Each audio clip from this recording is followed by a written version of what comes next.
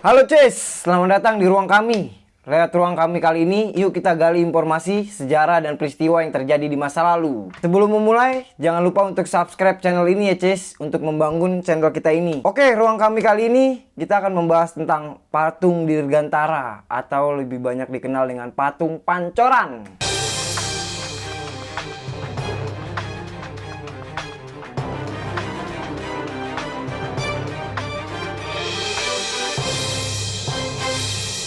Menurut KBBI sendiri nih Cis, Dirgantara adalah ruang yang ada di sekeliling lingkup bumi, terdiri atas ruang udara dan antariksa. Nah, makanya Bung Karno pengen banget nih punya tugu atau penanda mengenai dunia penerbangan Indonesia. Tercetuslah pembuat patung Pancoran ini. Patung Dirgantara sendiri dibuat untuk dunia penerbangan Indonesia nih Cis, yang ingin menunjukkan bahwasannya dunia penerbangan Indonesia harus memiliki semangat keberanian didasarkan pada kejujuran, keberanian, dan semangat pengabdian. Dan karena keinginan itu pun Bung Karno menunjukkan Edi Sunarso sebagai perancang pembuatnya. Dan Pak Edi Sunarso ini karyanya banyak banget loh Cis. Di antaranya Monumen Selamat Datang di Bundaran HI, Monumen Pembebasan Irian Barat, Monumen Pancasila Sakti, Lubang Buaya, Monumen Jenderal Menpangat Ahmad Yani 1962, Monumen Jenderal Gatot Subroto di Surakarta, Monumen Panglima Besar Sudirman di Cilangkap, Monumen Panglima Besar Sudirman di Museum Peta, Bogor, Cis.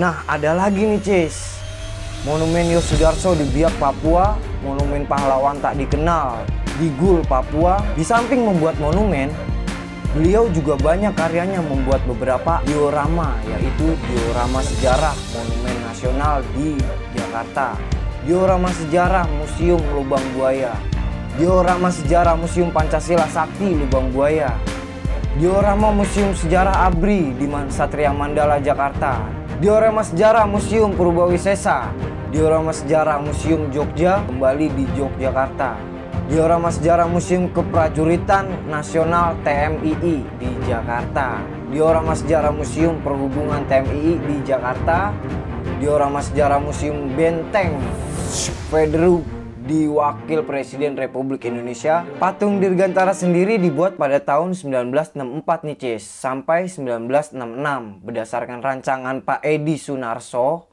patung ini dikerjakan oleh pematung keluarga Arca Yogyakarta, Hutama Karya, dan IR Sutami sebagai arsitek pelaksana dan untuk proses pengecorannya nih Cis, dilakukan oleh pemimpin Bapak I Gardono. Pengerjaan patung sebenarnya selesai pada tahun 1964 nih Cis di Yogyakarta. Untuk pemasangannya sendiri jadi terhambat karena adanya peristiwa G30 SPKI. Nah Cis, patung Pancoran kalau diamati lebih dekat, permukaan patungnya sebenarnya masih terlihat agak kasar nih Cis. Banyak tambalan las penyambung antara satu bagian dengan bagian yang lain nih Cis. Patung terlihat masih kasar dikarenakan Pak Edi mengumpulkan semua barang yang terbuat dari perunggu, kemudian dilebur dan beberapa bagian lainnya disambung. Patung yang terbuat dari bahan perunggu ini beratnya mencapai 11 ton dengan tinggi patung 11 meter, sementara tinggi kaki patung 27 meter. Pembuat patung ini menghabiskan banyak biaya mencapai 12 juta. Mungkin kalau dikonversikan ke nilai mata uang sekarang kurang lebih mencapai 400 jutaan rupiah nih Cis.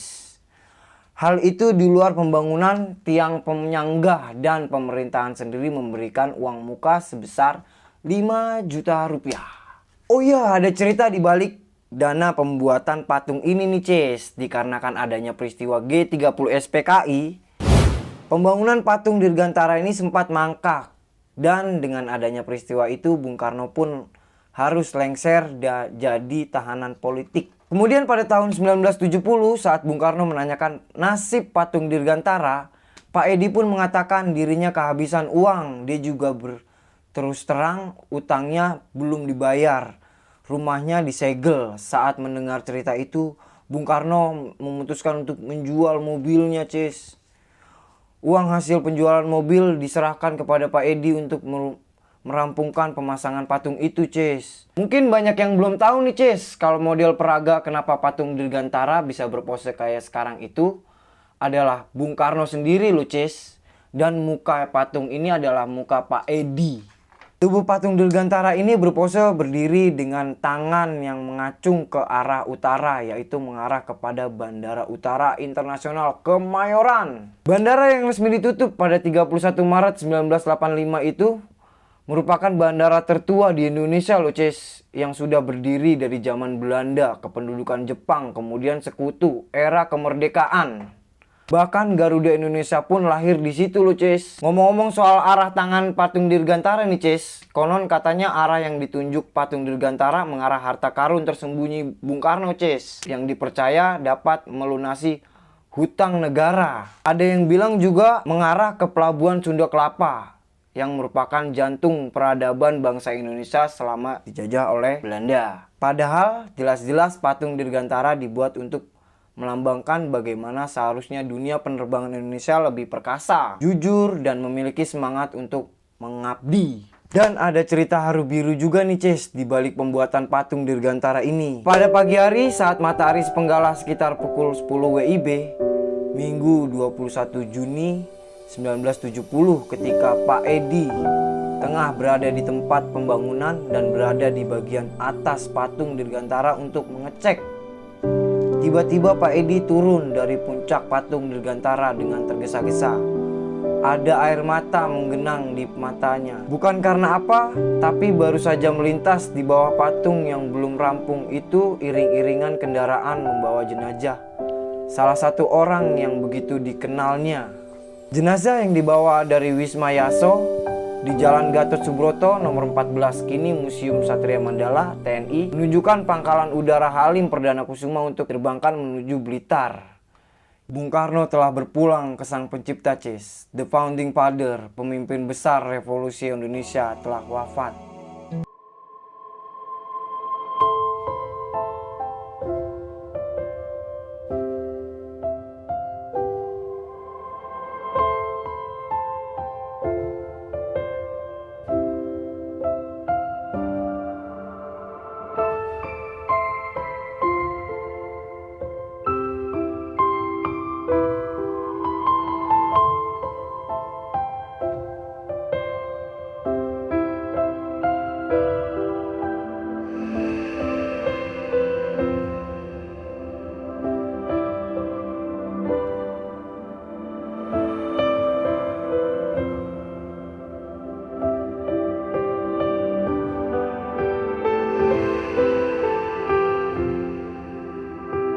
Sebulan setelah peristiwa itu, Pak Edi bersama tim berhasil merampungkan pemasangan patung yang kini populer dengan pembuatan Tugu Pancoran itu.